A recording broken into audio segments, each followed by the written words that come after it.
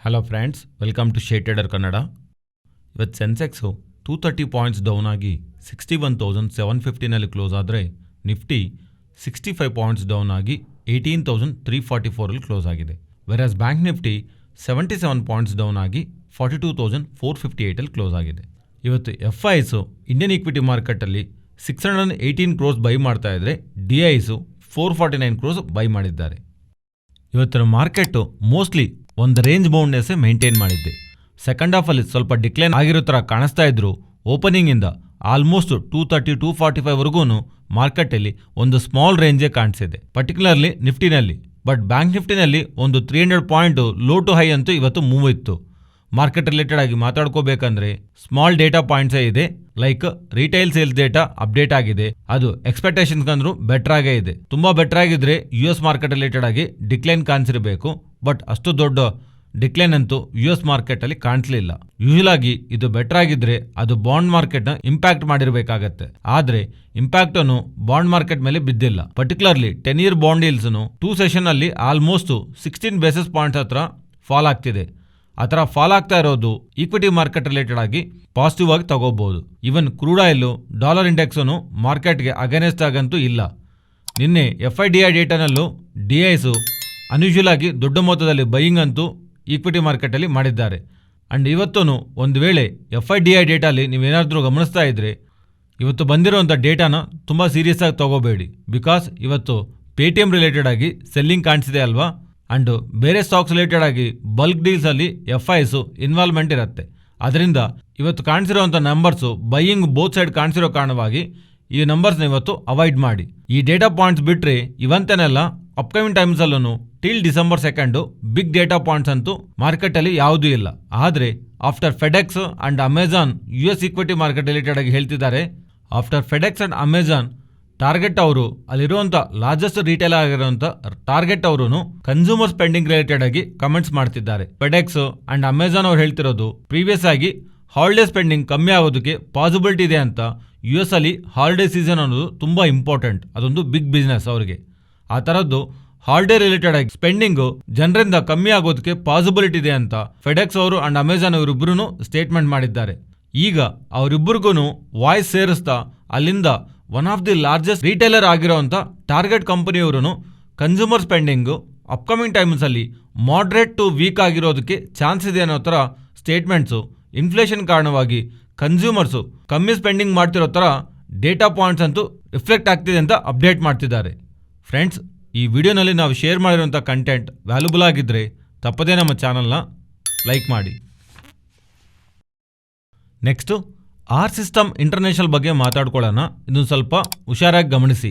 Because ಈ small cap IT company intraday ಸೆಷನಲ್ಲಿ 15% ಬೆಳೆದಿದೆ. ಬಟ್ ಕಂಪನಿ ಇಷ್ಟೊಂದು ಬೆಳೀತಾ ಇರೋದು ಬ್ಯಾಕು ಆ್ಯಂಡ್ ಅಪ್ಕಮಿಂಗ್ ಟೈಮ್ಸಲ್ಲಿ ಈ ಕಂಪನಿ ಡಿಲಿಸ್ಟ್ ಆಗತ್ತೆ ಅಂತ. ಮೀನ್ಸ್ ಮಾರ್ಕೆಟಿಂದ ಆಚೆ ಹೋಗುತ್ತೆ ಅನ್ನೋ ಥರ ಅಪ್ಡೇಟ್ಸ್ ಬ್ಯಾಕ್ ಇರೋವಂಥ ಲಾಜಿಕ್ನ ಅರ್ಥ ಮಾಡ್ಕೊಳ್ಳೋ ಪ್ರಯತ್ನ ಮಾಡೋಣ.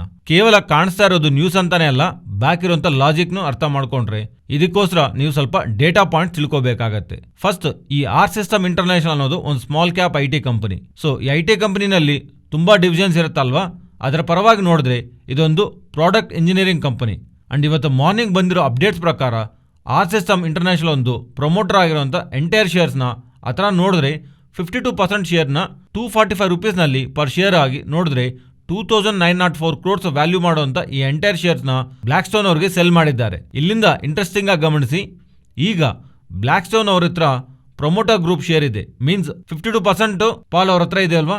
ಮೀನ್ಸ್ ಈಗ ಈ ಪರ್ಟಿಕ್ಯುಲರ್ ಆರ್ ಸಿಸ್ಟಮ್ ಇಂಟರ್ನ್ಯಾಷನಲ್ಗೆ ಬ್ಲ್ಯಾಕ್ ಸ್ಟೋನ್ ಅವರೇ ಪ್ರಮೋಟರ್. ಅಂದರೆ ಈಗ ಬ್ಲ್ಯಾಕ್ ಸ್ಟೋನ್ ಅವರು ಪ್ರಯತ್ನ ಮಾಡ್ತಿರೋದು ಈ ಆರ್ ಸಿಸ್ಟಮ್ ಇಂಟರ್ನ್ಯಾಷನಲ್ನ ಮಾರ್ಕೆಟಿಂದ ಡಿಲಿಸ್ಟ್ ಮಾಡಬೇಕಂತ.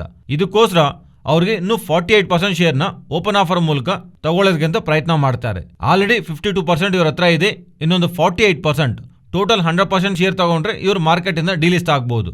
And as per SEBI guidelines 100% ಇಲ್ಲ ಅಂದ್ರೂ ಪರವಾಗಿಲ್ಲ, ಮಿನಿಮಮ್ 90% ಇದ್ರೆ ಸಾಕು ಇವರು ಡಿಲಿಸ್ಟ್ ಮಾಡಬಹುದು. ಆ ಥರ ನೋಡಿದ್ರೆ ಇನ್ನೊಂದು 38% ಶೇರ್ ಇವ್ರಿಗಿದ್ರೆ ಸಾಕು, ಇವರು ಈ ಕಂಪನಿನ ಮಾರ್ಕೆಟಿಂದ ಡಿಲಿಸ್ಟ್ ಮಾಡಬಹುದು. ಆ ಥರ ಇದ್ರೆ ಇದಕ್ಕೆ ನಮ್ಮ ಥರ ರಿಟೇಲ್ ಶೇರ್ ಹೋಲ್ಡರ್ಸು ಒಪ್ಕೋಬೇಕಲ್ವಾ. ಒಪ್ಕೊಂತಾರ ಅಂತ ಕೇಳಿದ್ರೆ ಫ್ರೆಂಡ್ಸ್, ಇಲ್ಲಿ ರಿಟೇಲ್ ಶೇರ್ ಹೋಲ್ಡರ್ ಜೊತೆ ಇವ್ರಿಗೆ ಏನು ಕೆಲಸ ಇಲ್ಲ.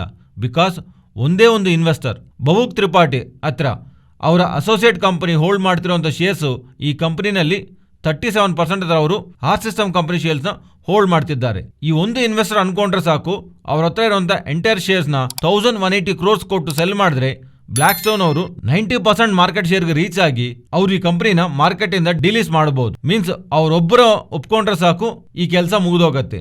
ಈಗ ಬ್ಲಾಕ್ ಸ್ಟೋನ್ ಅವರು ಆ ಒಂದು ಇನ್ವೆಸ್ಟರ್ನ ಕನ್ವಿನ್ಸ್ ಮಾಡಕ್ ಆಗತ್ತಾ ಅಥವಾ ಅನ್ನೋದು ಇಂಪಾರ್ಟೆಂಟ್ ಕ್ವಶನ್. ಮೋಸ್ಟ್ಲಿ ಈ ಡೀಲ್ ನಡೆಯೋದಕ್ಕೆ ಮುಂಚೆನೆ ಇವರಿಬ್ಬರ ಮಧ್ಯದಲ್ಲಿ ಡಿಸ್ಕಷನ್ ನಡೆದಿರಬೇಕು ಅನ್ನೋ ತರಾನು ಮಾರ್ಕೆಟ್ ನಲ್ಲಿ ಎಕ್ಸ್ಪೆಕ್ಟೇಷನ್ಸ್ ಇದೆ. ಇಷ್ಟಕ್ಕೂ ಓಪನ್ ಆಫರ್ ಮೂಲಕ ಈ ಕಂಪನಿ ಡೀಲಿಸ್ ಮಾಡಬೇಕಂತ ಅನ್ಕೊಂಡ್ರೆ ಅವರು ಪ್ರಕಟಣೆ ಮಾಡಿರುವಂಥ base price 246 rupees per share. ಅದು ಕರೆಂಟ್ ಮಾರ್ಕೆಟ್ ಪ್ರೈಸಿಂದ ನೋಡಿದ್ರೆ ಸ್ವಲ್ಪ ಡಿಸ್ಕೌಂಟಲ್ಲಿ ಇರೋ ಥರ ಮೀನಿಂಗ್. ಅಷ್ಟು ದೊಡ್ಡ ಮೊತ್ತದಲ್ಲಿ ಶೇರ್ಸ್ನ ತಗೊಳ್ಳೋವಾಗ ಆ್ಯಂಡ್ ಆ ಶೇರ್ಸ್ನ ಮಾರೋವರು ಆ್ಯಂಡ್ ಆ ಪ್ರೈಸ್ ಎಕ್ಸಾಕ್ಟ್ ಕರೆಂಟ್ ಮಾರ್ಕೆಟ್ ಪ್ರೈಸ್ನ ನಿಯರ್ ಆಗಿರಲ್ಲ ಯಾವಾಗಲೂ. Depending upon the valuation or higher or lower ಸೈಡೇ ಕಾಣಿಸ್ತಾ ಇರುತ್ತೆ. ಇಫ್ ಇನ್ ಕೇಸ್ ಇಷ್ಟೊಂದು ಬೆಳೆದಿದೆ ಅಲ್ವಾ, ಫರ್ದರ್ ಆಗಿ ಇನ್ನೂ ಬೆಳೆಯುತ್ತೆ ಅಂತ ಒಂದು ಎಕ್ಸ್ಪೆಕ್ಟೇಷನ್ ಇಂದ ಈ ಕಂಪನಿನಲ್ಲಿ ಶೇರ್ಸ್ ಯಾರಾದರೂ ತಗೊತಾ ಇದ್ರೆ ಇಲ್ಲಿ 2 ಪಾಸಿಬಿಲಿಟೀಸ್ ಇದೆ. ಒಂದು, ಈ ಡಿಲಿಸ್ಟಿಂಗ್ ಏನಾದರೂ ಫೇಲ್ ಆಗ್ತಾ ಇದ್ರೆ ಸ್ಟಾಕ್ ಪ್ರೈಸ್ ರಿಲೇಟೆಡ್ ಆಗಿ ವೋಲಟಿಲಿಟಿ ಇರಬಹುದು. ಒಂದು ವೇಳೆ ಡೀಲು ಕನ್ಫರ್ಮ್ ಆಗಿ ಈ ಕಂಪನಿ ಏನಾದರೂ ಡಿಲಿಸ್ಟಿಂಗ್ ಆಗ್ತಾ ಇದ್ರೆ ಈ ಕಂಪನಿ ಎಕ್ಸ್ಚೇಂಜ್ ಇಂದ ಆಚೆ ಹೋದಂಗೆ, ದೆನ್ ನೀವು ತಗೊಂಡಿರೋಂಥ ಶೇರ್ಸ್ನ ಸೆಲ್ ಮಾಡಬೇಕಂದ್ರೆ ನಿಮಗೆ ಸ್ವಲ್ಪ ತೊಂದರೆ ಆಗ್ಬೋದು. ನೆಕ್ಸ್ಟು, ಈ social media like Telegram, WhatsApp, YouTube, Twitter, Instagram ಈ ಥರ ಸೋಷಿಯಲ್ ಮೀಡಿಯಾನಲ್ಲಿ influencer means financial tips provide ಮಾಡ್ತಿರ್ತಾರಲ್ವ, ಆ ಪರ್ಸನ್ಸ್ ಮೇಲೆ ಸೆಬಿ ಅವರು ಫೋಕಸ್ ಮಾಡ್ತಿರೋ ಥರ ಆ್ಯಂಡ್ ಅದರ ರಿಲೇಟೆಡ್ ಆಗಿ ಗೈಡ್ಲೈನ್ಸ್ನ ಫ್ರೇಮ್ ಮಾಡ್ತಿರೋ ಥರ ಅಪ್ಡೇಟ್ಸ್ ಅಂತೂ ಅಫಿಷಿಯಲಿಯಾಗಿ ಕಾಣಿಸ್ತಾ ಇದೆ. ಇದರ ರಿಲೇಟೆಡ್ ಆಗಿ ಸೆಬಿ ಹೋಲ್ ಟೈಮ್ ಮೆಂಬರ್ ಆಗಿರುವಂಥ ಮೊಹಂತಿ ಅವರು ಫೈನಾನ್ಷಿಯಲ್ ಇನ್ಫ್ಲೂಯೆನ್ಸ್ ರಿಲೇಟೆಡ್ ಆಗಿ ಗೈಡ್ಲೈನ್ಸ್ ಡಿಸೈನ್ ಮಾಡ್ತಿರೋ ತರ ಒಂದು ಸ್ಟೇಟ್ಮೆಂಟ್ ನ ಮಿಂಟ್ ಅವರು ಆರ್ಟಿಕಲ್ ಬರೆದಿದ್ದಾರೆ. ಇದರ ಒಂದು ಮುಖ್ಯ ಉದ್ದೇಶ ಈ ಸೋಷಿಯಲ್ ಮೀಡಿಯಾ ಪ್ಲಾಟ್ಫಾರ್ಮ್ಸ್ ಅಲ್ಲಿ ಎಲ್ಲದರಲ್ಲೂ ಈ ಸ್ಟಾಕ್ಸ್ ನ ಬೈ ಮಾಡಿ, ಈ ಸ್ಟಾಕ್ಸ್ ನ ಸೆಲ್ ಮಾಡಿ, ಈ ಸ್ಟಾಕ್ ಸಿಪ್ ನ ಪ್ರೊವೈಡ್ ಮಾಡೋಂಥವ್ರನ್ನ ತಡೆಯೋದಕ್ಕೆ ಅನ್ನೋ ತರ ಡೇಟಾ ಅಂತೂ ಕಾಣಿಸ್ತಾ ಇದೆ.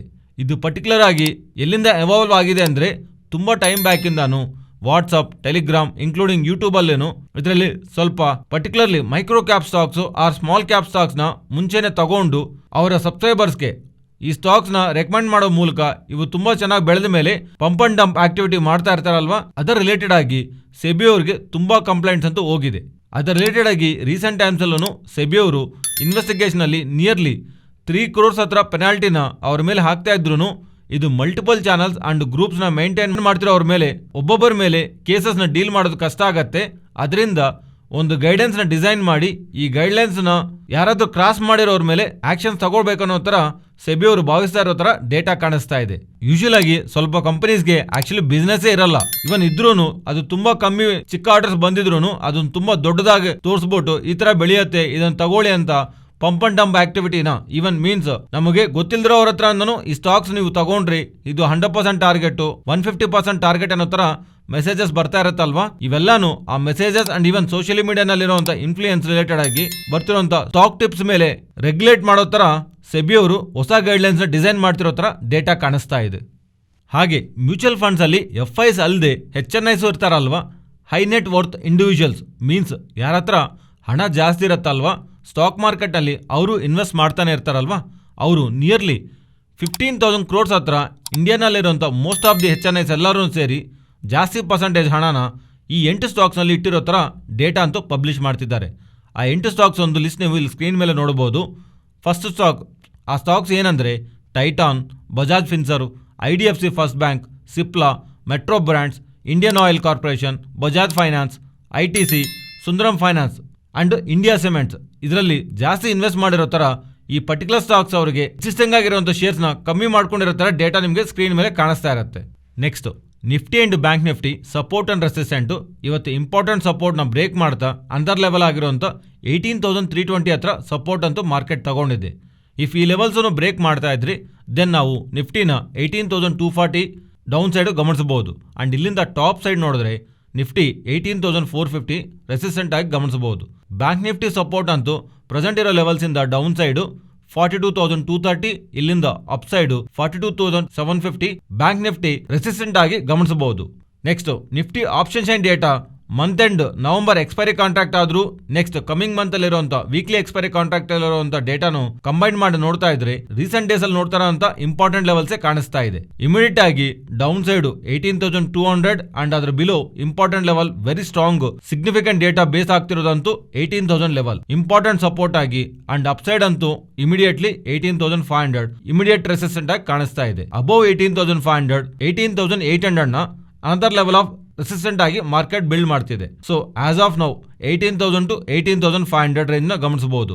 ಇಲ್ಲ ಇನ್ನೂ ಹತ್ರದಲ್ಲಿ ನೋಡ್ಬೇಕಂದ್ರೆ 18,200 ಟು 18,500 ಈ ರೇಂಜ್ ನ ಗಮನಿಸಬಹುದು. 18,500 ಲೆವೆಲ್ ಬ್ರೇಕ್ ಆಗಿ 2 ಟ್ರೇಡಿಂಗ್ ಸೆಷನ್ಸ್ ಏನಾದರೂ ಕ್ಲೋಸ್ ಆಗಿದ್ರೆ ನೆಕ್ಸ್ಟ್ ಲೆವೆಲ್ ಆಫ್ 18,800 ಲೆವೆಲ್ ನ ನಾವು ಇಂಪಾರ್ಟೆಂಟ್ ರೆಸಿಸ್ಟೆಂಟ್ ಆಗಿ ತಗೊಳ್ಳೋಕೆ ಆಗಲ್ಲ. ಫ್ರೆಂಡ್ಸ್, ಇದು ಇವತ್ತಿನ ವಿಡಿಯೋ. ಈ ವಿಡಿಯೋನಲ್ಲಿ ನಾವು ಶೇರ್ ಮಾಡಿರುವಂಥ ಕಂಟೆಂಟ್ ವ್ಯಾಲ್ಯೂಬಲ್ ಆಗಿದ್ರೆ ತಪ್ಪದೇ ನಮ್ಮ ಚಾನಲ್ನ ಸಬ್ಸ್ಕ್ರೈಬ್ ಆಗಿ ಅಂಡ್ ಬೆಲ್ ಐಕಾನ್ ಕ್ಲಿಕ್ ಮಾಡಿ ಆಲ್ ನೋಟಿಫಿಕೇಶನ್ಸ್ ಆಕ್ಟಿವೇಟ್ ಮಾಡ್ಕೊಳ್ಳಿ. ಈ ಡೇಟಾ ನಿಮ್ಮ ಫ್ರೆಂಡ್ಸ್ ಅಂಡ್ ಫ್ಯಾಮಿಲಿ ಮೆಂಬರ್ಸ್ಗೆ ಯೂಸ್ ಆಗತ್ತಂದ್ರೆ ತಪ್ಪದೇ ಶೇರ್ ಮಾಡಿ. Thank you.